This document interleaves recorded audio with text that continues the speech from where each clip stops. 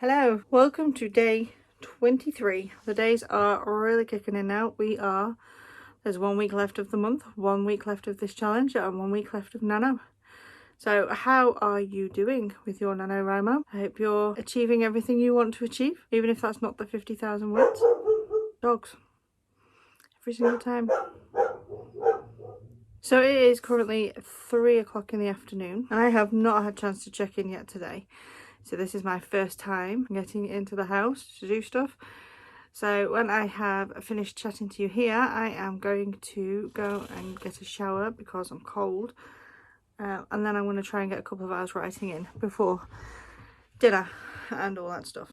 So I guess one of the things I was wanting to talk about today was the putting pressure on yourself. So I wanted to talk to you about putting pressure onto yourself, because obviously I am not going to meet my 30-day challenge that I set out for myself, and that is totally okay, and I'm okay with that, because like I say, my goal was to get writing, and it is National Novel Writing Month. And so if you are partaking in that and you could be behind the 50,000 words and not going to reach it, and this last week, feeling like maybe a failure or something. I know I've certainly felt that in the past, and I think sometimes we do that to ourselves, don't we? We set these goals, and then if we don't reach it, it's like we're a failure.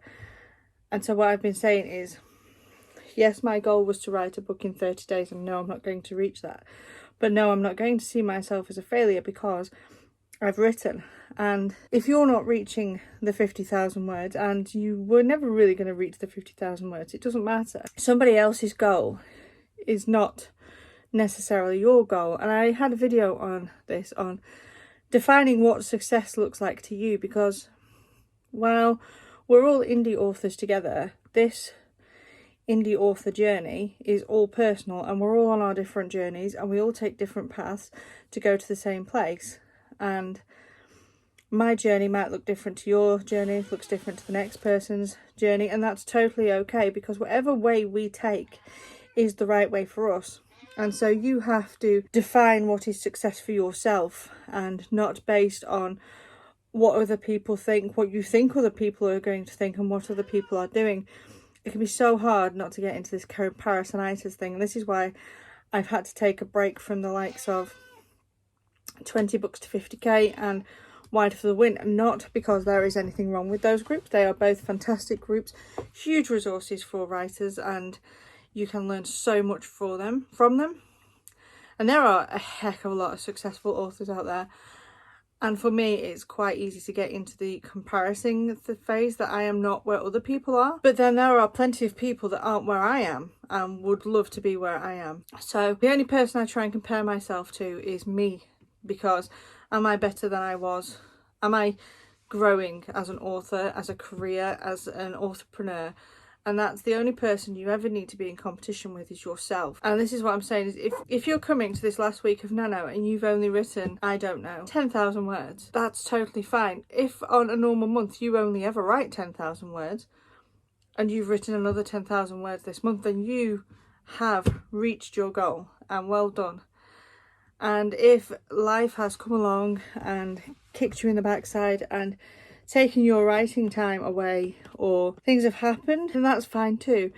If you've watched these videos along with me, you'll see that I've struggled to get the writing time. Even today, it's 3 o'clock in the afternoon, and I have not I've not even opened my MacBook. So I struggle, and I'm a full-time author. So I just want to say it's okay wherever you are and whatever you're doing.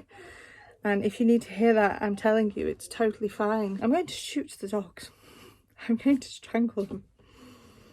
So I know one of my problems has been this comparing thing, and I've talked about this before, but I took Becca Syme's Write Better Faster course, which is more personality based than production based, to write better faster, because I've really been craving to be the writer that I used to be, the writer who craved her book all the time, who lived and breathed the characters and read when I wasn't writing, and I was kind of like totally immersed in fictional worlds, in games, in books, in my writing, and I lost that. And I can trace that back to the joining of social media, getting a smartphone, and it was a gradual decline. And instead of picking up my book when I had 5 minutes to spare, pick up my phone and scroll social media. And I did get out of that. I read a book called Digital Minimalism by Cal Newport, which is a fantastic book, and that helped me a lot. And then there was an accident in this house and we had a broken bone, and as Becca Syme calls it, when you're in some kind of emotional pain, not necessarily physical pain, but emotional pain, which I was, it can knock you off track. So talking to Becca Syme, dealing with that emotional pain of not being able to write and not being able to achieve, and the fact that my traits are learner and achiever, my learner brain focused in on learning. So I jumped into the YouTube black hole and the Facebook black hole and any other black hole you can find, and went to learn things. And I even said to Becca, it's daft, I'm taking all these courses and watching videos on how to create characters and all this stuff, and I've written I've published 45 books, I've written about 50. I know how to create characters, I have the experience. Obviously there's never going to be a point where I'm like, I've learned everything, but I know what I'm doing. In fact, I'm even writing a course on how to write maybe your first novel, and helping people to do that. So I don't need to watch all these videos. And what Becca was saying is that I've got into this spiral of not being able to achieve what I want, which has put me in this emotional pain because my achiever brain isn't achieving, and so it's this inside, and so my learner brain's taken over, and I've just gone into this constant learning. I mean, if you look at my YouTube, they are all kind of learning videos, there'll be it food, digital minimalism stuff, writing, they're all kind of learning geared. So she put me on a social media ban, and it worked for like 2 weeks, and then I got really busy with all the packing and the orders, and I wasn't getting to my writing, and slowly social media has snuck back in. The videos have snuck back in. I'm staying up till like 1 in the morning watching YouTube videos and getting up at 5 and being tired. I've stopped reading my fiction books again, and obviously recoveries are going to be a slow process, so it's a bit like any kind of addiction. It's easier to fall off the wagon and to go back to old habits. So because I've been so busy and struggling to get writing time, and it's nano, and I've given myself this 30-day challenge, which I've been loving and fantastic, it's easy to slip back into those coping things as they were. So I'm going to challenge myself to not go on social media for 30 days, and I am going to vlog it and hopefully put a video up in the new year to talk about my experience. And I'm putting that here because this is my accountability, and I'm going to create some rules which I will talk about. I'm not sure whether I'll do just like a full vlog over the month, or maybe 1 week, 2 weeks, 3 weeks, 4 weeks. I'm not sure how I'll do it.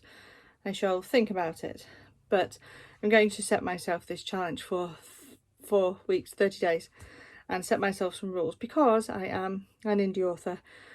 I do need social media for part of my business, but I don't need to be scrolling it, and I don't need to be watching endless videos all the time. So I need to set myself some rules and some boundaries, and this is what the Cal Newport's Digital Minimalism book talks about. So maybe I'm going to dig that out and look at the things I'd highlighted in that and work on it. But yeah, so look out for that coming, and also be looking out for the novel course. I'm hoping that will come in the new year. I've also got a course on running a Patreon as an author to support your author career, so look out for that too. But yeah, that's it for me. I am going to go and get my shower and then get a couple of hours writing before I have to go and make dinner, and then just do some order stuff.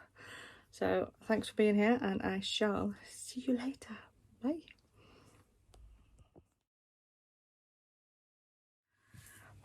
Good evening. It is currently 8 o'clock in the evening, and as you can see, I've had a shower, no makeup on, my face looks super red because I'm hot.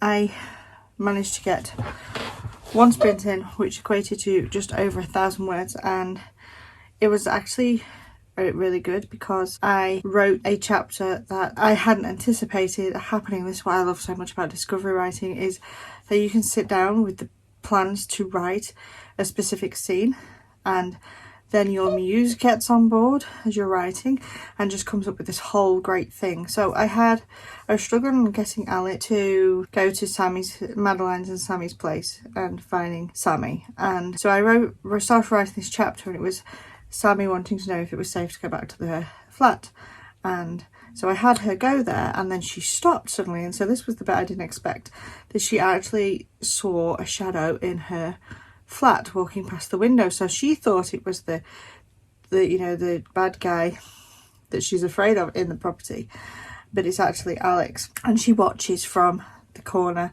and I try and show her fear and her apprehension, and he comes out and then speaks to the person who lives in the bottom flat, and so that makes her afraid of going into the house, and she goes back to the mother, who is very neglectful. And that was a very good and unexpected chapter that I hadn't planned or didn't have in my head, so I was really pleased with how that came out. But I did only write 1,000 words just because I knew I wouldn't have much time.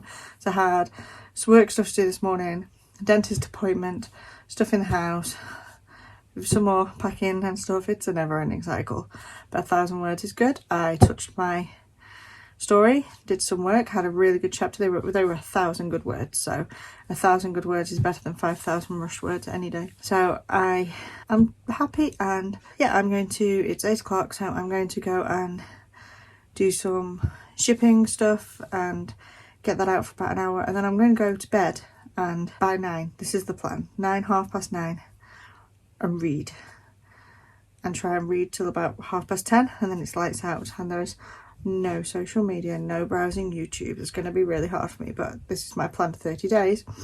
No social media apart from the specific rules that I set myself. So, but I'm going to go now and get that done, and I shall see you tomorrow. Bye.